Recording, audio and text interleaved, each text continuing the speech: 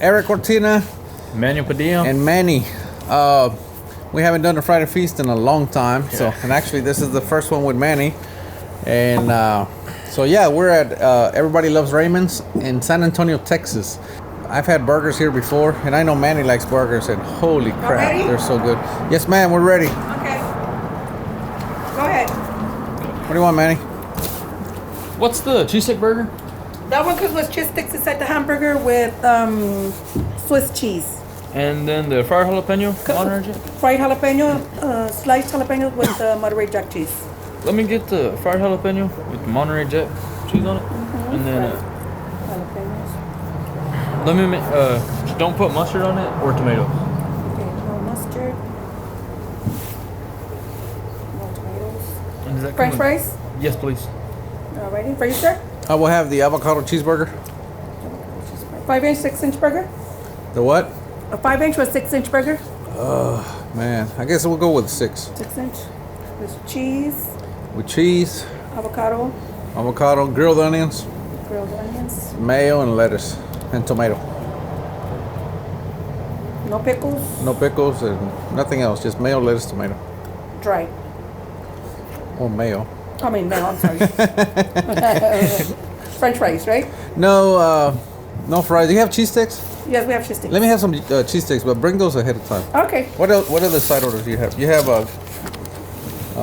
jalapeno bombers? Yes, sir. All right, let me have an order of that and cheese sticks. Alrighty, We'll sir. get going with that. Alrighty, I'm gonna go get them for you. Thank you. Alrighty. So, like I was saying, Everybody Loves Raymond's. I've been here before. I've never been here.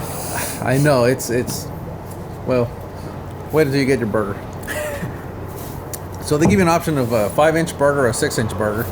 I don't get fries, so I get the 6-inch, and of course you can double that up too. Yeah, I mean, if you wanted to. They had 8-inch. I think I saw on the menu. Yeah, they have up to an 8-inch, and then you can always get a double or a triple. So you can get a really big burger if you want to. Yeah. The weather's perfect, man. It's like 60 degrees, 65. Just about. It's sunny mid-60s. but cool. So we sat outside, as you guys can see, and this is my kind of weather. I'm a little cold still, but Yeah, Manny. So Manny, of course, these are the caps that we always make. Well, he had to have a different one. So you guys let us know if you like that cap, because if you do, we'll make these and those. But Manny likes the what is that, fishnet? Whatever. yeah, like the mesh, the He likes trucker the style mesh. caps. Yeah, he likes the trucker style caps. Those are more of the dad hats, right? Of course, I don't know why, because he then covers it up with his glasses. So anyway, if you like Manny's cap, let us know. We'll make a run of those. In the meantime, what's going on, Manny? Nothing much. Just So introduce yourself. I mean, they've seen you on the channel, but they don't really know who you are. So why don't you tell us who you are? well, I'm 18 years old. I just graduated high school. In high school, I've done a lot of cool things. I was real involved in sports and FFA. So my last year of high school, I won ag mechanics. I built a 16-foot trailer with 2 barbecue pits on it. One of them was a reverse pit smoker, and one of them was a grill. And then also on the backside of that, we had built it had a kitchen basically, so it had a sink, and then you had countertops that were 2.5 feet on each side. And then with that sink, it had a holding tank underneath it, and it had a quick connection for a water hose. So I mean, you hook up for, like, if you were to go to a barbecue pit competition, all you needed was a water hose, and you would have water running to that sink, and then the storage tank underneath it. That way you're not getting muddy all up underneath your trailer and all. And then we also had stovetops that we built custom to that with propane burners up underneath it. So yeah, we did really good at our county stock show, which is in Medina County. And then we went to the San Antonio stock show, and well, if you know, in San Antonio, there's about, like, I think they said this year they had over 2,000 projects. I mean, just stuff that you can't even, like, I mean, it looks like it comes out of factories almost. Yeah. Well, that's that. Hey, that's. Well, I've always said, to really know which level you're playing at, you need to get outside of where you're at. Yeah. Because if you're. One saying that I really like says that if you're the best one in your class, you're in the wrong class. Mm-hmm. You need to get outside your class and really go to the next level and see really how you stack up. Exactly. So anyway, speaking of that, so you won Medina County. Yeah, we won Medina County. How did you end up at the San Antonio Rodeo? Because what would that be? That wouldn't be statewide, would it? Or what? No, because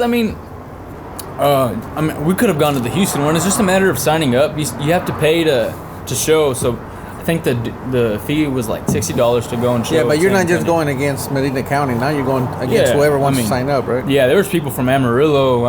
They come from all over the state. It's just a matter of signing up and finding transportation over there. So how did you end up at that level? I think we placed 8th in the barbecue pit division, but overall I'm not even sure because there was over 2,000 projects. Yeah. So we did really good. When we placed top 10 in the trailer barbecue pit division. I think the girl that won, well, they won grand champion, but they also had it was a trailer barbecue pit, but it was it was connected to an 18-wheeler and with a hydraulic. So they of course, had So it was I think it was 3 feet high, and then once you get onto the trailer, you could have the hydraulics, and it jumps down all the way to floor level. And they had cabinets on there. They had a TV. They went all out. Outrageous stuff. Yeah, I think the little girl was 14 years old, and her sister was 17. Hey, age doesn't matter, man. Yeah. You can't judge anybody's knowledge or abilities by their age. Yeah. Just like you. You know what I mean? You're 18. I don't care that you're. Actually, I'm excited that you're 18 because I'm like, holy crap, man! This guy, if I can get him. For one, you have a lot of energy. Well, tell them what you were doing all morning. What did we do all morning? Well, all morning we were kind of just going over concrete takeoffs, just kind of estimating jobs, and then making phone calls to the concrete. So the entire morning I was teaching him how to do concrete takeoffs, how to place orders, how to schedule, all that stuff. All right. So I'm spending a lot of time. I'm investing a lot of time on Manny because I believe that he's talented. He has the talent, he has the drive, and he has the good, he has the attitude that we need, in this business to be successful. So that's why I'm doing it. Okay. Open your bobbers. And cheese sticks. All right, man. These look pretty good. Here. The cheese sticks look pretty good. They taste pretty good. So, back to H. I don't care. So you said you got beat by a 14-year-old girl. Mm-hmm. It happens. Well, and then she had a 17-year-old sister. So I guess if you add up the age, that's not how it works. What else did you do? I also played football. I was on varsity from my freshman year to my senior year. I did pretty well in football, and then I also did powerlifting, where I won. I'm a 2-time state champion for the Texas High School Powerlifting Association. So, we just compete, and you get 3 lifts on each lift, and you got squat, bench, and deadlift. And I hold the squat record for the 132-pound weight class in Division III, with the record of 525 pounds. You squatted 525 pounds on those chicken legs. Look at my legs. So my legs are twice as big as yours. So that means I'm good for about 1,100 pounds. Is that how that works? I don't know. Yeah. Is that how that works? That's impressive, man. So obviously, it takes a lot of dedication, right? Oh, yeah. How often were you training? Well, I train year round. During the summer, we would always have summer workouts at the school. So I would always be at the weight room, and then we would have our mandatory workout. And then after that, everybody would leave, and I would just stay there doing little things. I think that's what kind of separates you from everybody else. Is once everybody goes home, you have it all to yourself. You kind of you can work at your own pace, but either way, you're still getting better. Well, the key is you have, if you only do as much as everybody else, you're only going to be as good as everybody else. Mm-hmm. It's that extra that you do. Mike Tyson, he used to go out and run about 4 o'clock in the morning, 3 o'clock in the morning. And he said what used to drive him is the fact that he knew everybody else was sleeping while he was running. So he just knew for a fact that he was ahead of everybody else. Everything that he could do at 3 a.m. in the morning or 4 a.m. would separate him from everybody else. So that's right there. If you already figured that out, you're already leaps and bounds ahead of many, many people. Yeah, so my sophomore year in high school, that's whenever I won my first state championship, and I think that one was really challenging because I had to drop down a weight class, because in powerlifting you have like certain weight classes. You have like the 114 weight class, and then you have the 123, 132. So throughout the whole season, I was in the 132, and once we started getting towards the end of the season, that's whenever you start qualifying for the regionals and state. And in order to qualify for regionals, I had to drop down. Well, I would have made it in the 132 weight class, but I wouldn't have won if I stayed in there. I think I would have placed like 3rd or 4th. But my coach was like, "Well, how about we try cutting weight, jumping down to the 123s, and blowing everybody out of the water?" So, I mean, sure enough. How do you drop weight from 132 to 123? I mean, it seems like there wouldn't be any way to exactly. To if being as thin as I am, it was really hard. I mean, we had to. So actually, I was on the keto diet for a long time. I mean, I was eating like 4 ounces of unseasoned chicken, like no seasoning on it, because they wanted to. They were calculating like my sodium intake, because at the end to retain water. So you wouldn't retain. So I wouldn't retain water, because the day before the meet, we were working on a thing called water manipulation. So, I mean, you have 7 weeks. Your first 2 days, you're drinking 2 gallons of water.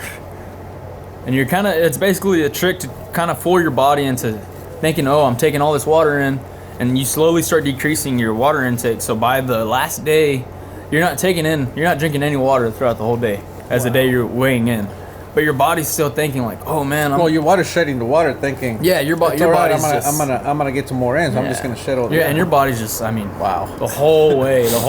Well, I mean, this is what separates the amateurs from the pros, right? You guys were doing the real, and you guys were trying to win. It was. It was extreme, and even at that, there was a guy close to me. He was. We had the same totals and everything. So, I was cutting all this weight, and. I had worked my butt off. I was there before I would get there at like 5 o'clock in the morning, and everybody would get there at 6, and everybody would leave to school right around 7:30 to go shower, and I would stay there till 8, shower there at the school, and then go to school. I was always trying to do more, and sure enough, like my coach was like, "Come on, let's just try it." So I cut all the weight. I think I was even 2 pounds under. I weighed in at 121 at the state powerlifting meet. And even then, I got to they wanted to drug test me because I had broken all these records at the regional meet. So they're like, they threw us into a room, and I hadn't drank anything all day. So, they wanted me to pee in a cup, and I was like, man, are you serious? So, I weighed in. That's funny. Yeah, and they separated us from the rest of the weigh-in. So, you weigh in one room, and you can't leave that room. So, good thing I had a bottle of Pedialyte and a gallon of water. And I'm in that room. I went in. I weigh in at 121 point. I forgot what else. I weigh in, and then I'm waiting in the line to use the restroom. So I start chugging all this water, and sure enough, they were like, "Okay, it's your turn." So I went. I barely filled it up, man, because I didn't. And you could tell by the color of my urine. I was totally dehydrated. I had like 3 bottles of Pedialyte, and that's all I drank for the rest of the day. Wow. Because the next day was meet day, Yeah. So. Well, again, you guys were playing a different level. You guys were trying to win, Exactly. And that's life right there. If you're just gonna go and coast through life and do what everybody else is doing, you're not gonna win. You're just gonna do as good as everybody else, if that. You know what I mean? All right, so we got our food, man. This looks freaking Amazing. fantabulous. So, back to your competition. Yeah. What I was saying, that's life right there. I mean, if you outwork everybody else, you almost don't need talent. You know what I mean? Working hard in it is talent in itself. You know what I mean? But if you outwork everybody else, you're gonna get better. You know what I mean? Yeah. I'm just, that's kind of been my strategy my entire life. Just outwork everyone else. Be the hardest working person in the room. Yeah, exactly. First one there, last one out. You're gonna do well, right? Now there's gonna be that guy or that woman or whoever that's always gonna do that they are talented, and then you're gonna have to work even harder to be those people because they have talent. But if they have talent and they're super hard workers, that's where you get your super athletes. You know what I mean? That's where you get your Michael Jordan. Which is the best basketball player of all time. Are you LeBron or? No, I like Michael Jordan. Thank you. But I don't even watch basketball. I just know that's a common. yeah, it's a big argument. Yeah.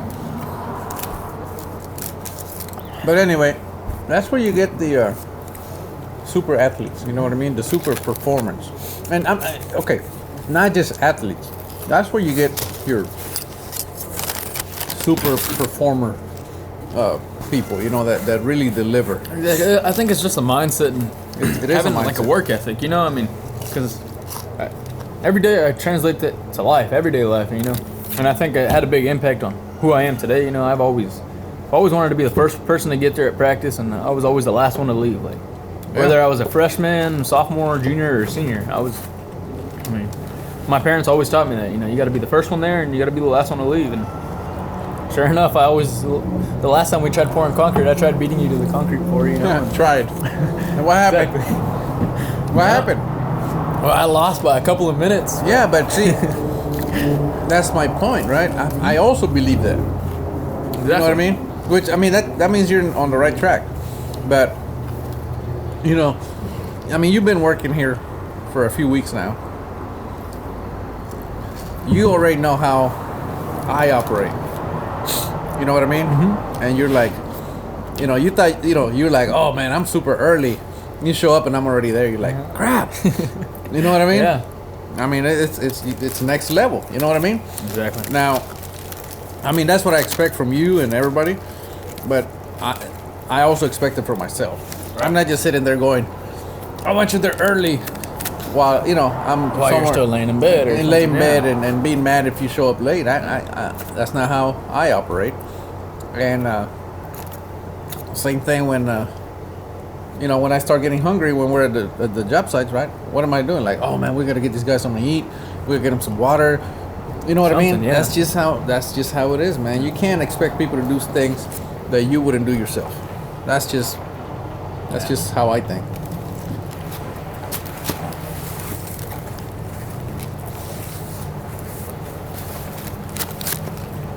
What do you think? Tastes good? Oh yeah.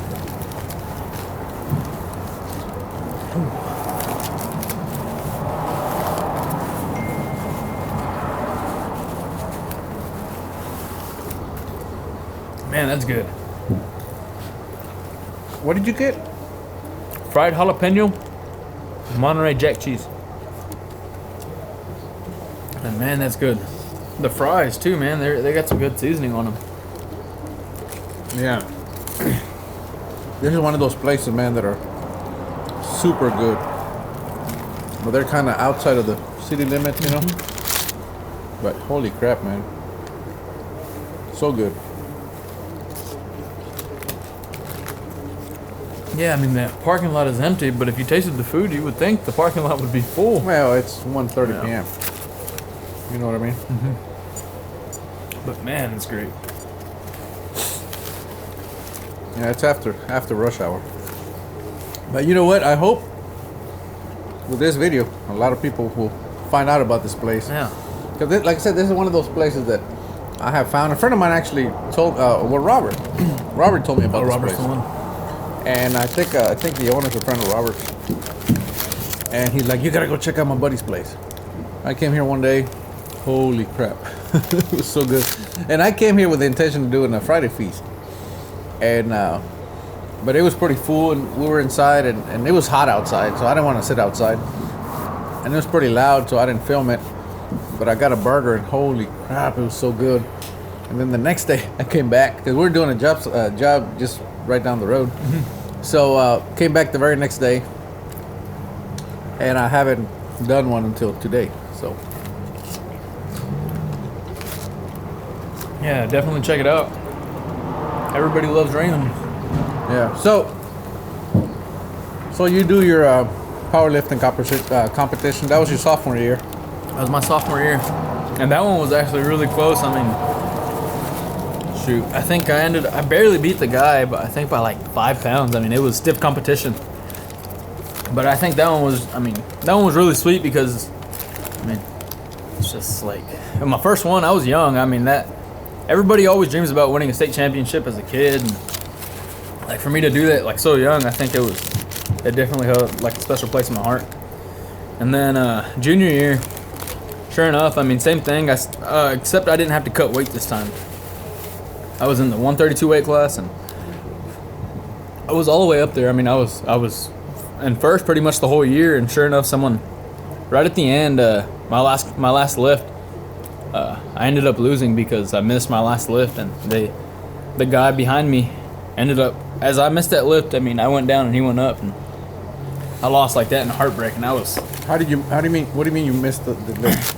Because so whenever you have a lift and you have 3 judges, and just depending on whether you get the lift, I mean, you can get the lift, but if you don't do the lift properly, like there are certain rules. They called me on a hitch, so basically it means like I jerked my shoulders down, and that's considered a no lift. And one of the judges gave it to me, and the other 2 didn't. So I mean, if you get 2 red flags, that I mean, you don't get the lift. And So all you need is two judges? all you need is 2, okay. yeah, two judges to give you a white flag or a white light, and it's a good lift. And I got 2 red flags, and I was furious I think I was salty that whole summer because it was already summertime almost. And man, it left a bad taste in my mouth. And that whole summer I worked just furiously hard, like I mean, harder than I ever did, because I was just so mad. I was so pissed off. Come around my senior year, and I mean, I went back. I mean, everybody at regionals, I think I beat everybody by like 150, 170 pounds, like the guy in second. And then go back to my senior year. There was a kid in my weight class, and I had him pretty much beat almost on everything except for squat. So we were squatting it out. I mean, he for my last lift, you get 3 attempts at each lift, and my last lift, he went for 515 on a second one, and that was the record. And then I went for my last one, and I ended up topping him at 525.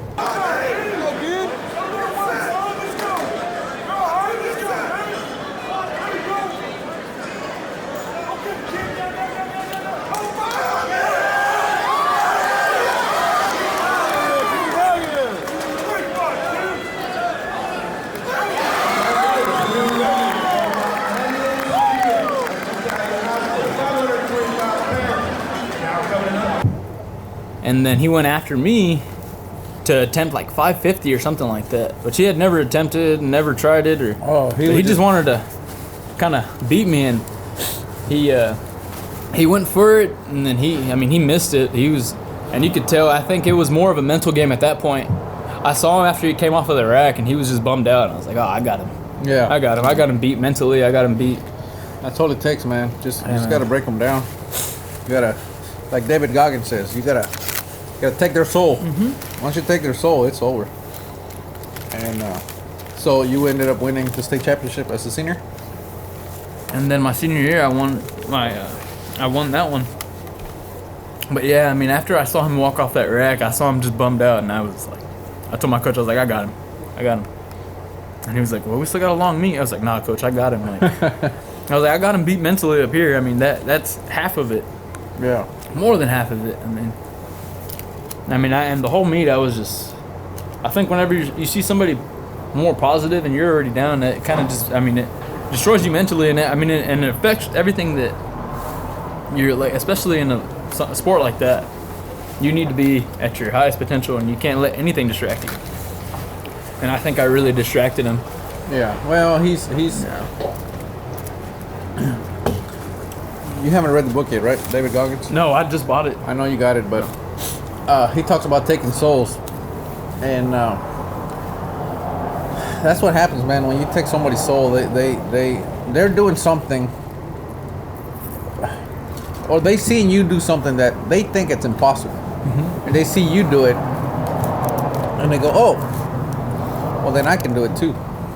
You know what I mean? If he can do it, I can do it too. And then when they try and they find out that they can't even come close, and then you just doing it like nobody's business. They just get.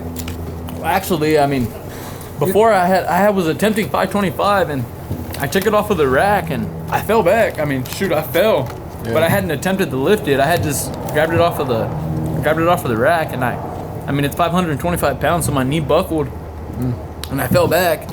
And everybody rushes to the rack, and they're like, "Oh my gosh, like, are you okay?" And I was like I walked out from underneath the bar. My coach was like, "You're good?" I was like, "I'm good." Like, re-racked the bar. They re-racked the bar, and I went up again, and I went down, and I got it.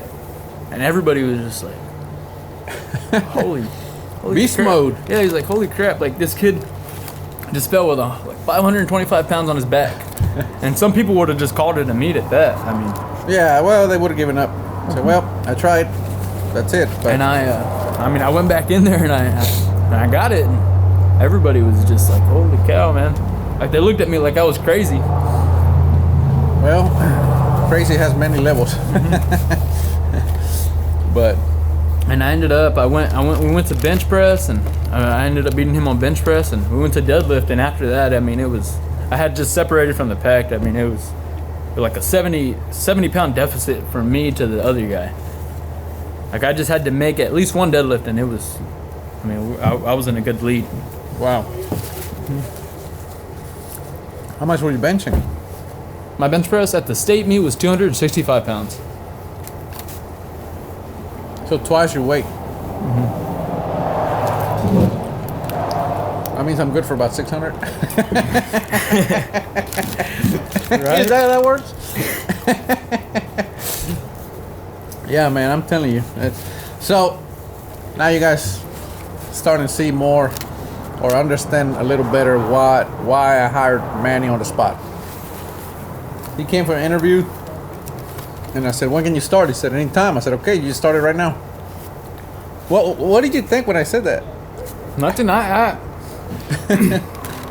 He was like, "You started," and I was like, "Okay. I mean, well, what are we gonna do?" You know, that was my first thought. I had my cowboy hat on. I took my cowboy hat off, took it to the truck, and I was like, "I'm ready to go." I mean, yep, he was ready. So, yeah. Anyway, ever since that day.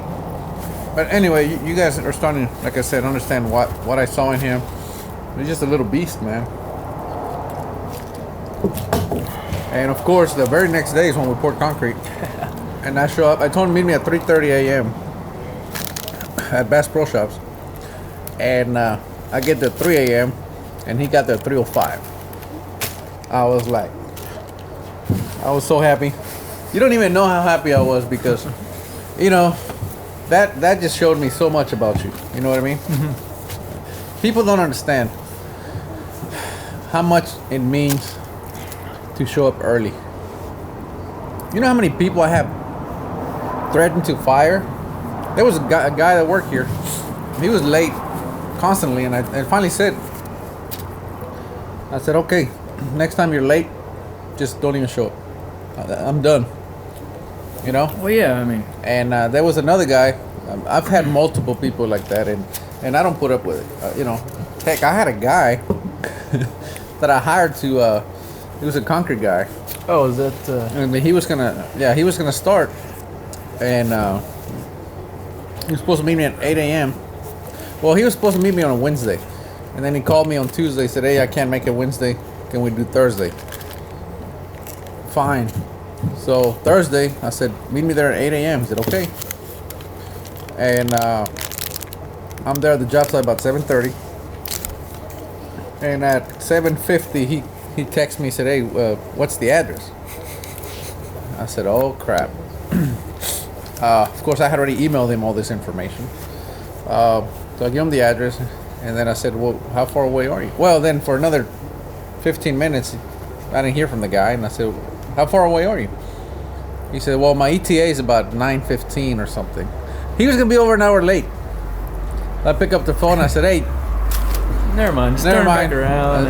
I said, "This is not gonna work out." He goes, "What do you mean?" I said, "It's not gonna work out." He goes, "What does that mean?" I said, "It means I don't need you." Yeah. He said, "No, I'll be there." I said, No, you're not."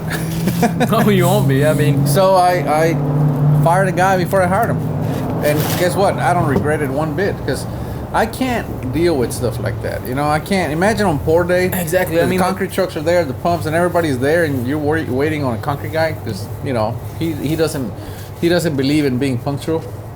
Nope. I mean, it puts everybody in a bind, and I think it's. Oh yeah, I mean you just can't afford it. You can't rely on somebody like You can't that. afford to be. Especially with something like concrete. You know, you're spending thousands of dollars to try and. Well, I mean it's for you know even if it's not that. I mean he's pretty much mandating. Or the person that's late is pretty much mandating. He's wasting his own time, but he's wasting your time, right? And obviously, a person that's always early, they appreciate time. They appreciate efficiency. And now, somebody else is wasting that very time that you saved by being early. You know, they're pretty much deciding what to do with your time. So when somebody's late, I take that as disrespectful, big time. You know, because they don't care about my time. You know, and of course I don't like that. So I don't deal with people like that. Simple as that. I don't care if he's the best. I don't care if he was the best in his trade in the world. Exactly. It doesn't matter if he's not there. You know, what good is the best anything in the world if he's not there? Exactly. You know, You just got to be able to be reliable. I think is one of reliable, the man. reliable. It's huge. It's huge. You know, when I started, got into business, you know, it's when you're early in the business and you don't even know how much to charge and all that stuff. You got to figure it out. But a lot of the bids, I would get bids. You know, I would get a job and then I would ask the customer like, "Hey, you know, if you don't mind, can you tell me where I was at? You know, like I'm trying to gauge where I'm at." He's like, "I don't know. I didn't get any other bids." He goes, "You got the job because you were the only one that you know called me when you said you're going to call me, and you got me the bid when you said you're going to give me the bid." So, you know, and you were the only one. So, I mean, they would call many people, and everybody would tell them, "Well, I'll get you a quote, or I'll run by there." And Exactly. so I would get jobs just by default. Yeah, just by showing up. Just by showing up. Just by And I was making like- the phone call. Well, then I was like, "Holy crap, this is easy." And in reality, if you think about it, Everybody wants to do business like that. it's almost like a, you know, like a cheat code. You know, like gamers, it's a cheat code. Be there early and do what you say you're gonna do. There you go. There's your cheat code for life, and you're gonna do well. All right, Manny, this one's running a little long. Yeah. What'd you think? You couldn't even finish it. You wimp. They're freaking huge, man. I could have finished Shoot. mine either. I mean, they're great burger. I definitely recommend it. Everybody loves Raymond's hamburgers and more. Yeah, man, it's good stuff. So you like the burger? You like the fries? Yeah. What about the cheese sticks? And Cheese sticks the are really jalapeno good, bombers? and the jalapeno bombers are really, really good. So everything. Everything. Shoot. Hey, Everything was good. nothing wrong with that. Yeah, I like my burgers too, as you guys already know. That's why I brought you here, because I ate here before. Good stuff. And again, I had the 6-inch, but they make them much bigger. Yeah. Anything else, Manny? That's about You it. want to eat some hot sauce? I'm okay. All right. Anyway, we'll see you next time. We are Texas Barndominiums.